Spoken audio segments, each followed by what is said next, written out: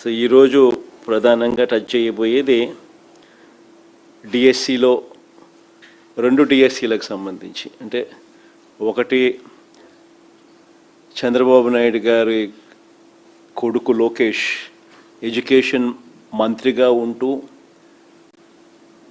తాను రాజీనామా చేయాల్సిన అవసరాన్ని గట్టిగా ఎందుకు అని చెప్పి మరొక్కసారి చెబుతూ, రెండవది వీళ్ళు అప్పటి ఏపీపీఎస్సి మా ప్రభుత్వంలో అప్పటి ఏపీపీఎస్సికి సంబంధించి వీళ్ళు చేసిన తప్పుడు ప్రచారము, తప్పుడు ఆరోపణల మీద సాక్ష్యాలు ఆధారాలతో సహా ఏది వాస్తవము అన్నది ప్రజల ముందు ఉంచే కార్యక్రమం. ఈ 2 సబ్జెక్టుల మీద కూడా, ఎందుకనంటే ఈ 2 సబ్జెక్టులు కూడా అసెంబ్లీలో ఈ మధ్యకాలంలోనే నిన్ననో మొన్ననో సుదీర్ఘమైన అబద్ధాలతో కూడిన ప్రసంగాలు, అడ్డుకోవడాలు ఇవన్నీ కూడా జరిగిన నేపథ్యంలో ఈ రెండింటికి కూడా సమగ్రమైన సాక్ష్యాలు ఆధారాలతో ప్రజల ముందు ఉంచే కార్యక్రమం చేస్తాం. ఇక నెక్స్ట్ వీక్ వచ్చేసరికి బీసీల రిజర్వేషన్ల అంశము, రాష్ట్రంలో వ్యవసాయం, కరువు, సంక్షోభం, వీటికి సంబంధించిన విషయాలు, విచ్చలవిడిగా పోలీసులే గంజాయి అమ్మడం, పోలీసులే గంజాయితో దొరకడం, ఇటువంటి సబ్జెక్ట్స్ అన్నీ కూడా మళ్ళీ రేపు బుధవారం, నెక్స్ట్ బుధవారం మళ్ళీ వీటికి సంబంధించిన ప్రెస్ మీట్లు, మళ్ళీ వీటికి సంబంధించిన విషయాలు అడ్రస్ చేస్తాం. ఇంకా డిఎస్సికి సంబంధించి ఈరోజు మొదటిది సబ్జెక్టు లోకేష్ అనే వ్యక్తి ఎందుకు రాజీనామా చేయాలి, సిబిఐ ఎంక్వైరీ అన్నది ఎందుకు వేయాల్సిన అవసరం ఉంది, దీనికి సంబంధించి డిఎస్సి విషయంలో, ఇప్పటి డిఎస్సి విషయంలో, ఈ గవర్నమెంట్ కండక్ట్ చేసిన డిఎస్సి విషయంలో 2025 నోటిఫికేషన్తో ఇచ్చిన ఈ డిఎస్సి విషయంలో జరిగిన లీకేజ్, అక్రమాలపై మేము ఇప్పటి వరకు ఏ అంశాలైతే ప్రజల ముందు ఉంచామో అవన్నీ కూడా వాస్తవమేనని క్రమంగా ప్రభుత్వమే అంగీకరించే కార్యక్రమం కూడా చేసింది.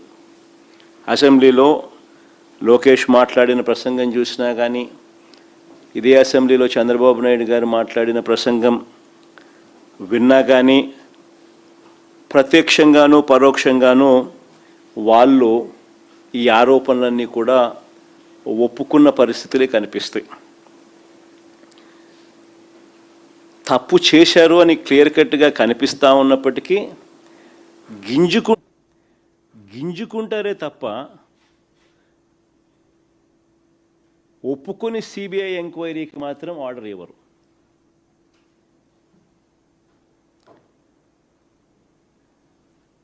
ఎలా తయారైపోయిందని అంటే, అసెంబ్లీ ప్రతిపక్ష పార్టీ అయిన ఉన్న ఏకైక ప్రతిపక్ష పార్టీ మేము. మాకు ప్రతిపక్ష పార్టీ కింద మమ్మల్ని యాక్సెప్ట్ చేస్తే మాకు ప్రతిపక్ష హోదా ఇవ్వాల్సి వస్తుంది.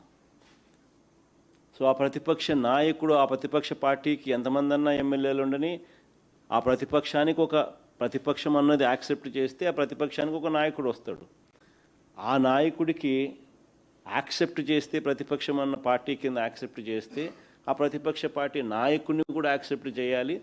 నాయకుడిగా ప్రతిపక్ష పార్టీ నాయకుడిగా యాక్సెప్ట్ చేస్తే సభా సమయంలో సభా అధ్యక్షుడిని చంద్రబాబు నాయుడు గారికి ఏ రకమైన టైం ఇస్తారో అదే టైము ప్రతిపక్ష నాయకుడు కూడా ఇవ్వాల్సి వస్తుంది. కాబట్టి అది ఇవ్వకూడదు అని చెప్పి వీళ్ళు సభ నడుపుతూ ఉన్నారు, ప్రతిపక్షాన్నే అక్నాలెడ్జ్ చేయకుండా. ఇలాంటి పరిస్థితులు అసెంబ్లీలో ఎలా జరుగుతూ ఉందంటే, ప్రత్యర్థి జట్టు లేని చోట బౌలింగు, ఫీల్డింగు కూడా లేకుండా తండ్రి కొడుకులు ఇద్దరు మాత్రమే బ్యాటింగ్ చేస్తూ ఉన్నారు. బ్యాటింగ్ చేసి వీళ్ళందరికీ వీళ్ళే బ్రహ్మాండంగా బ్యాటింగ్ చేసినామని వీళ్ళందరికీ వీళ్ళే కితాబిచ్చుకుంటా ఉన్నారు. నిజంగా ఆశ్చర్యం కలిగించే విషయం ఏంటంటే అసెంబ్లీలో ఈ మాదిరిగా బ్యాటింగ్ చేస్తారు, కానీ పక్కన మండలిలో 4 రోజుల నుంచి స్తంభింప చేస్తూ ఉన్నారు. ఇదే డిఎస్సి అనే సబ్జెక్టు మీద చర్చ జరగాలి అని. లోకేష్ రాజీనామా చేయాల్సిన అవసరం ఏముంది అని చెప్పడానికి సాక్ష్యాలు ఆధారాలతో వాళ్ళు రెడీగా ఉంటూ, సిబిఐ ఎంక్వైరీ వేయాల్సిన అవసరం ఎందుకుంది అని చెప్పడానికి వాళ్ళు సిద్ధంగా ఉంటూ సాక్ష్యాలు ఆధారాలతో రెడీగా, పక్కన కౌన్సిల్లో మాత్రం డిస్కషన్ చేయరు, డిస్కషన్లోకి రానిరు.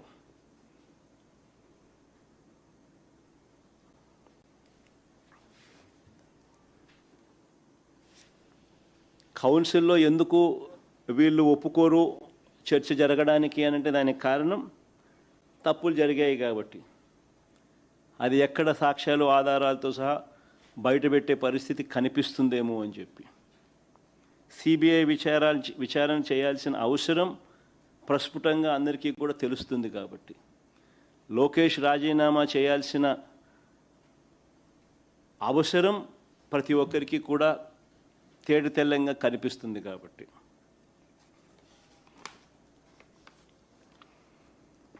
ఇక ఎలాగో వీళ్ళెట్టా చర్చ చేయరు, కౌన్సిల్లో అవకాశం కూడా రానికుండా చేస్తూ ఉన్న నేపథ్యంలో ఒకసారి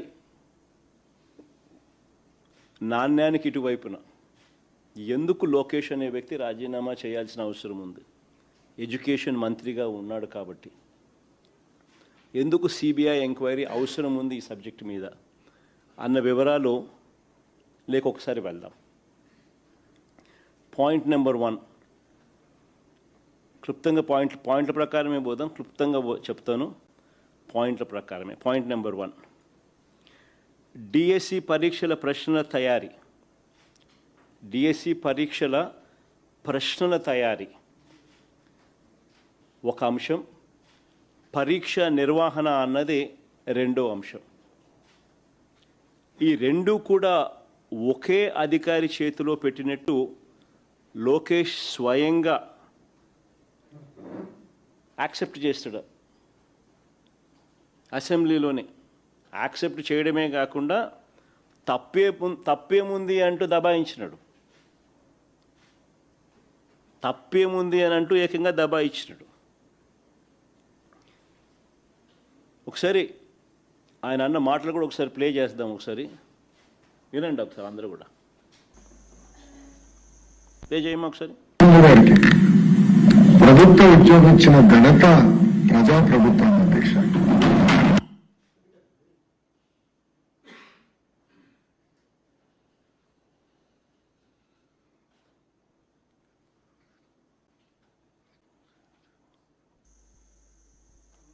ఏమా ప్రాబ్లం ఉందా?